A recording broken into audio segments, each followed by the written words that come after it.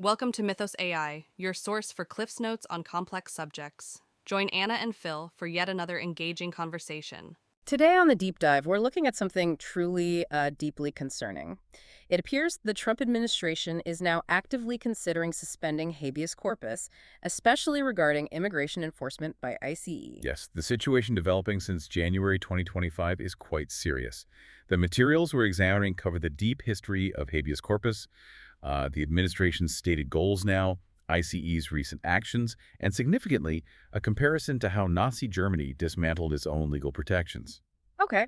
And our mission here is to really unpack what this means, particularly the threat to judicial oversight and maybe some historical echoes, without getting lost in, complex legal Yeah, terms. exactly. We need to pull out the core issues, understand the potential erosion of checks and balances, and see if history offers any warnings. Okay, so let's start right at the beginning. For listeners who might not be completely familiar, what exactly is habeas corpus? Why is it considered so foundational? Well, habeas corpus, it literally means you shall have the body. It's essentially a court order directed at anyone, any authority holding someone in custody. It demands that they bring the detained person before a judge. To determine guilt. No, not guilt or innocence. That's crucial. It's solely to determine if the detention itself is lawful. Does the government or whoever is holding the person have the legal authority to do so? It's a civil action, really, demanding proof of that authority. So if they can't prove lawful detention, the person must be released. Correct. It's a fundamental check against arbitrary imprisonment. Yeah. Its roots go you can trace the principle to Clause 39 of Magna Carta in 1215, an early stand against the king just locking people up without cause. Wow, 1215. Yeah, and it evolved through English common law, a constant pushback against monarchical power. The Habeas Corpus Act of 1679 was a major milestone, really solidifying it against detention ordered by the Crown. It shows this long struggle against unchecked executive power. And the U.S. founders clearly saw its importance, embedding it in our system. Absolutely. It wasn't just adopted. It was seen as essential. You have figures like Blackstone calling it the great and efficacious writ. Hamilton, in Federalist 84, argued it was a primary security for liberty, right alongside banning ex post facto laws. So key figures really emphasized it. Definitely. Chief Justice Marshall stressed its role in freeing the unjustly imprisoned. The Supreme Court itself has repeatedly called it a safeguard against, lawless state action. They understood that the power to detain must be subject to independent review. It really sounds like more than just procedure. It's a core principle checking state power over individual freedom. Now, what about this suspension clause we hear mentioned? When can it be suspended? The conditions must be very specific. Extremely specific. The suspension clause is in Article 1, Section 9, Clause 2 of the Constitution. It says quite clearly that the privilege of the writ of habeas corpus shall not be suspended unless when in cases of rebellion or invasion, the public safety may require it. Rebellion or invasion. And how are those terms understood legally? Very narrowly. Historically and legally. Rebellion or invasion isn't just, say, civil unrest or a large number of people crossing a border. It generally requires active armed hostility, an actual insurrection against the government, or a military attack by a foreign power. So like active fighting, and often when the regular courts aren't even functioning. That's typically the context, yes. A situation where the ordinary legal system is overwhelmed or broken down because of active warfare on home soil. The bar is incredibly high, underscoring just how extraordinary suspending this right is meant to be. And who gets to decide if those conditions are met? Is it the president's call? No. Critically, the power to suspend rests with Congress. While the clause itself doesn't explicitly name the branch, its location in Article 1, which details legislative powers plus historical precedent and overwhelming legal agreement, point to Congress. Not the president acting alone, then. Correct. Even President Lincoln's suspension during the Civil War, which is the most famous example, was highly controversial at the time, precisely because he acted initially without Congress. Congress later passed a law in 1863 authorizing the suspension. So even in the Civil War, there was debate, and Congress ultimately had to authorize it. Yes.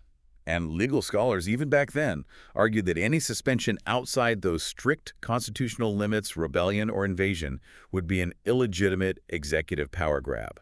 The founders clearly intended this decision to be legislative, not executive. Given how fundamental it is in these strict conditions, how often has it actually been suspended in U.S. history? It's been extremely rare. Beyond the Civil War, you had a suspension in parts of South Carolina during Reconstruction to combat KKK violence. It was used in 2 Philippine provinces in 1905 during an insurrection there, and in Hawaii immediately after the Pearl Harbor attack. Very few instances, and all seem linked to actual armed conflict or its immediate aftermath. Exactly.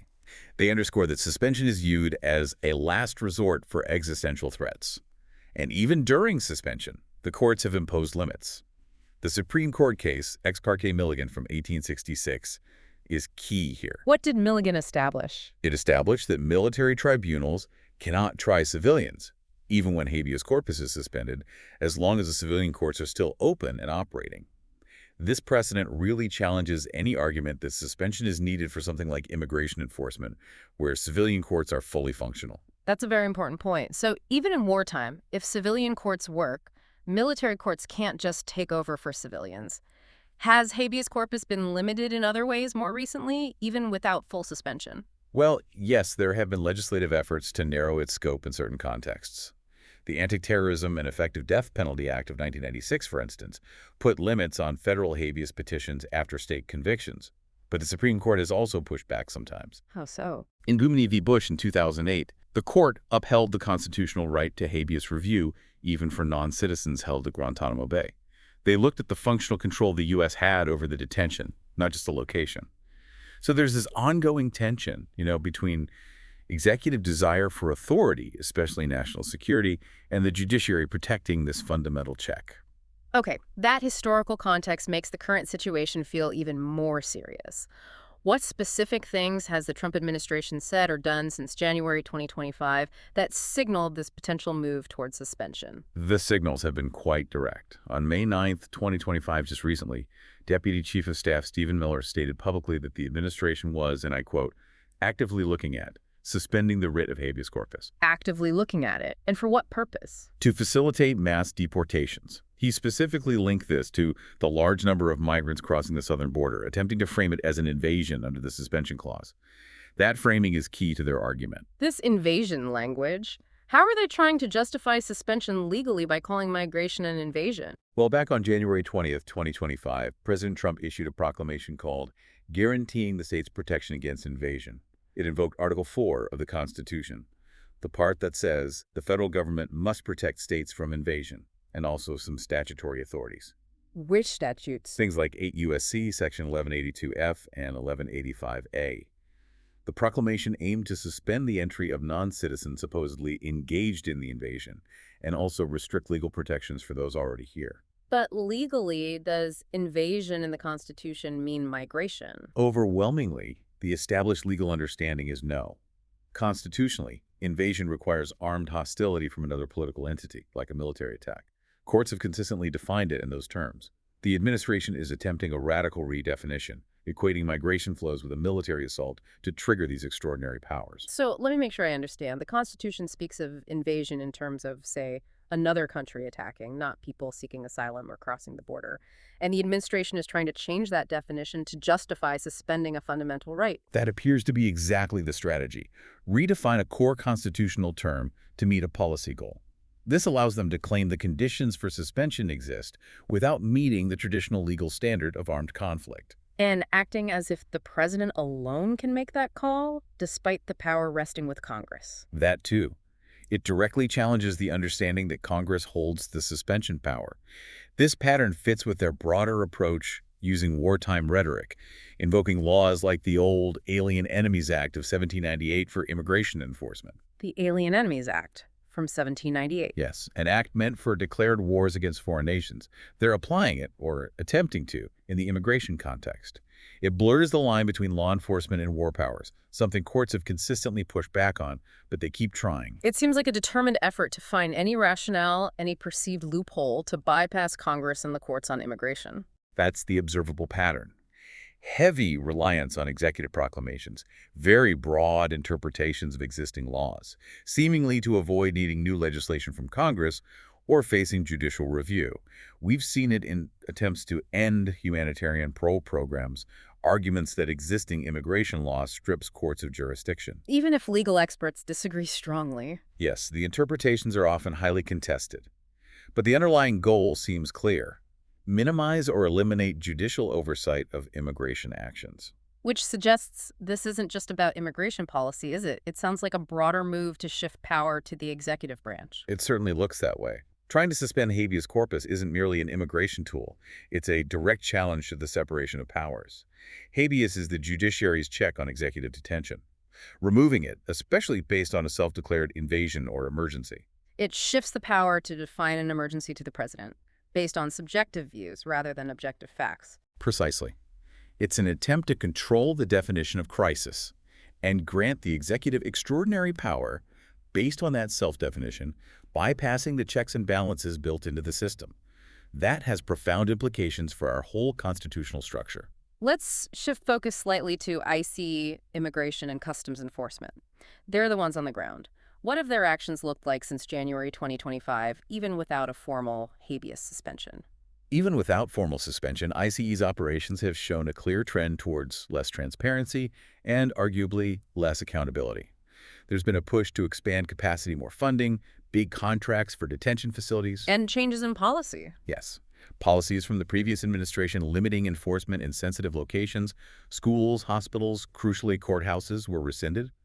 This gives ICE agents much broader authority to make arrests in places that were previously considered relatively safe, creating direct conflicts with state courts, for example. What kinds of tactics are raising concerns about transparency and due process? We're seeing increased reports of large operations using unmarked vehicles, sometimes plainclothes officers. This makes it hard to identify who is conducting arrests and raises profiling concerns. There's also the rapid transfer of detainees. Transferring them where? Often to facilities far from their homes, their families, and crucially, their lawyers. Sometimes they're held incommunicado initially, making it incredibly difficult to mount a legal defense early on. And this offshoring you mentioned. Yes, reports of agreements, for instance, with El Salvador to detain individuals there. This physically removes them from the jurisdiction of U.S. courts entirely. It's a way to sidestep judicial review altogether. There have also been reports of targeting dissenters and even deporting U.S. citizens. There are deeply concerning allegations about targeting perceived critics. And yes, shockingly, reports of U.S. citizen children being wrongfully deported. Taken together, these tactics create an environment where ICE operates with significantly reduced practical oversight. So, even without suspending habeas corpus on paper, these methods achieve a similar outcome in practice. Less accountability, less judicial scrutiny. That's the argument.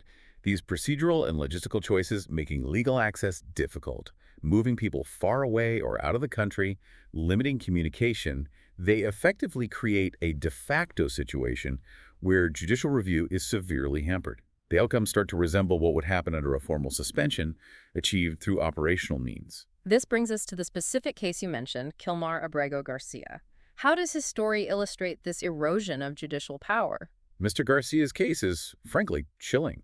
He's Salvadoran, lived in Maryland for 14 years, has U.S. citizen family. Importantly, back in 2019, a federal court granted him withholding of removal. Meaning the court determined he shouldn't be deported. Exactly. Based on a finding that he would likely face persecution if returned to El Salvador. It was a binding court order protecting him. Yet on March 15, 2025, he was deported to El Salvador. Despite the court order, under what authority? They cited the Invasion Proclamation and the Alien Enemies Act. It directly violated the 2019 order and even a temporary restraining order specifically meant to stop his removal. The government later admitted in court it was an administrative error. An error? But what happened after the deportation? Did the court step in? Yes. Judge Paulicinas in Maryland ordered his immediate return on April 4, 2025. The Supreme Court affirmed this, stating the administration had a duty to bring him back. So the administration complied? No. They resisted. President Trump publicly stated Garcia's return was up to El Salvador, essentially disclaiming responsibility, despite the U.S. clearly having the means to secure his return. The administration repeatedly failed to update the court on its efforts. What did the judge do? Judge Sheenis eventually issued a finding of willful and bad faith refusal to comply with discovery obligations, basically finding they were deliberately stonewalling the court. Then things got even more serious. How so? The administration invoked the state secret's privilege to avoid providing information about their actions. And they tried to justify the illegal deportation after the fact by claiming Garcia was an MS-13 member using old, uncharged police information. But didn't the original court order protect him precisely because of danger from MS-13 in El Salvador? Exactly. The justification made no sense in light of the original ruling they violated. The entire case demonstrates a potential breakdown of due process. It shows judicial review becoming perhaps impotent if the executive simply refuses to comply. A refusal to comply, obstruction, invoking state secrets, it paints a picture of an executive branch actively defying the judiciary. It starkly illustrates that risk. President Trump's stated desire to bypass due process seems reflected here. Using state secrets in this context is particularly alarming. It could be a tool to completely neutralize judicial oversight in sensitive cases. It suggests a belief, perhaps, that the executive can operate above the law. This is incredibly disturbing. And it leads us to that historical comparison you raised earlier in Nazi Germany. How do the methods used then to dismantle legal safeguards compare to what we're potentially seeing now? Well, the comparison requires extreme caution, obviously, given the vast differences in context and ideology. But looking purely at the legal and structural mechanisms used to sideline judicial review, there are parallels that are hard to ignore. What was the key step in Germany? After the Reichstag fire in February 1933, the Nazi regime acted almost immediately. The very next day, they issued the decree of the Reich president for the protection of the people and the state, the Reichstag fire decree. And what did that decree do? It effectively suspended core civil liberties guaranteed by the Weimar Constitution. Article 1 listed them explicitly. Personal freedom, freedom of speech, press, assembly, privacy of mail and phone calls, protection against warrantless searches, property rights, gone. Overnight. Just like that, with one decree. Yes. The immediate effect was the legalization of arbitrary arrest, indefinite detention without charge or trial, suppression of political opposition, censorship, mass surveillance, warrantless searches. It was sweeping. Within 2 months, something like 25,000 people were arrested in Prussia alone under this decree. It shows how fast rights can vanish when an emergency is declared. So a single event becomes the pretext for wiping out constitutional rights. Who enforced this? The main instrument was the Gestapo, the Geheime Staatspolizei, the secret state police. Formed shortly after, consolidated under Himmler, it became the backbone of the police state. And the Reichstag fire decree gave them the legal cover. Initially, yes, by removing the constitutional barriers, but they went further. The 1936 Gestapo law was crucial. It explicitly stated that the actions and orders of the Gestapo were not subject to review by administrative courts. So the Gestapo was placed literally above the law. Effectively, yes. The doctrine became, if the Gestapo acted according to the leadership's will, its actions were legal, period. No independent court could question them. The executive security arm was accountable only to itself and the party leadership. How did they manage such control? Was the Gestapo huge? Actually, no, its numbers weren't enormous. Their power multiplier was fear and denunciations. Suspending rights, the Gestapo's known brutality, it created a climate where ordinary people informed on each other out of fear or ideology or opportunism. It created this vast, informal surveillance network. You also mentioned Schutzhaft. What was that? Schutzhaft, protective custody. It existed before Hitler, but the Nazis twisted it. Under the Reichstag fire decree, it became the tool for indefinite detention without charge or trial, purely based on the Gestapo deciding someone was dangerous to the security of the Reich. Who were the targets? Initially, political opponents, communists, socialists, social democrats. But it quickly expanded. Jews, Jehovah's Witnesses, clergy, intellectuals, anyone deemed undesirable or potentially troublesome. They were sent to prisons, then increasingly to concentration camps. And forced to sign their own detention orders. In many cases, yes, the Schutzhaft veil, a grotesque imitation of legality. And critically, there was no legal recourse, no court to appeal to. You were simply outside the protection of the law. There was also something similar called Vorbeugschaft, preventive arrest, for supposed asocials or criminals, also without judicial review. So the Nazis used legal-sounding instruments, decrees, laws, terms like protective custody, to systematically destroy legal protection and judicial review. Precisely. It was a perversion of law, using the forms of law to annihilate the substance of the rule of law. Suspending rights, encouraging denunciations, empowering an unaccountable police force, it created a system of state terror masked by legal euphemisms. Okay, bringing this back to the present. What is the core structural parallel between the administration's current actions and this historical example that causes such concern? The most worrying structural parallel is the attempt in both cases to carve out a sphere of executive action, specifically detention and removal, that is insulated from independent judicial review. How does that manifest in each case? In the U.S. now, it's the potential suspension of habeas for immigrants using the contested invasion justification, plus other administrative tactics to limit court oversight. In Nazi Germany, it was the formal suspension of rights and making the Gestapo legally immune from court review. So both approaches empower the executive's enforcement arm, ICE, or the Gestapo, to detain people based on broad directives, not specific charges reviewed by a judge. That's the key structural point. It shifts the power from a system where detention requires judicial validation to one where the executive agency itself becomes the primary, sometimes final, arbiter. This fundamentally undermines the rule of law where power is checked. You mentioned language, too. Schutzhaft as a euphemism. Is there a parallel there? Well, consider expedited removal in the U.S. immigration system. It's a process that significantly limits judicial review for certain deportation orders, often made by lower-level officers after a brief interview, potentially without counsel. It's generally not appealable in the same way other decisions are. So like Schutzhaft, it reduces judicial oversight, though obviously in a vastly different context and scale. Exactly. The comparison is about the legal structure regarding judicial oversight, not about equivalence of the systems or outcomes. Expedited removal streamlines deportation by minimizing court involvement. Schutzhaft eliminated it entirely for certain groups.